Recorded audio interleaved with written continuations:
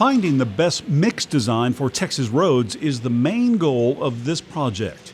In ways never before evaluated, researchers from the University of Texas at El Paso are assessing TxDOT's current mix designs and guidelines for using recycled asphalt pavements and shingles, as well as additives.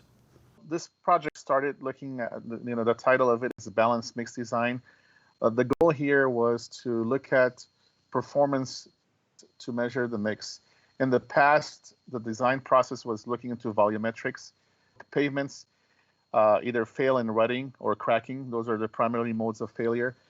So we wanted to run a test, these two tests on the mix, whether it was rutting using the Hamburg machine or whether it was the cracking using the overlay test, to see how it would perform. 95% of the mix, asphalt mix, is are the aggregate components.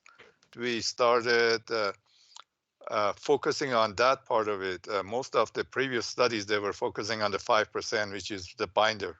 We changed the gradation for the purpose of allowing more room so that we can add more binder into the mix.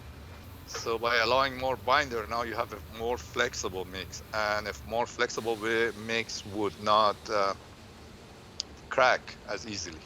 Essentially took a super paved mix design, which is kind of our go-to mix design, and we added in cracking criteria, which we hadn't really done in the past.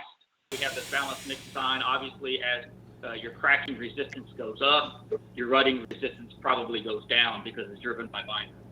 So this is to find that kind of happy median and help develop a specification so that we can work towards a more performance-based and say, if you meet this cracking criteria and you meet this rutting criteria, we don't really care as much about what you put in here.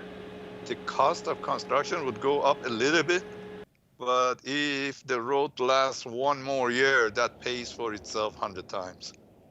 For more information and to find the publications for this project, please visit the TxDOT Research Library at the link shown below.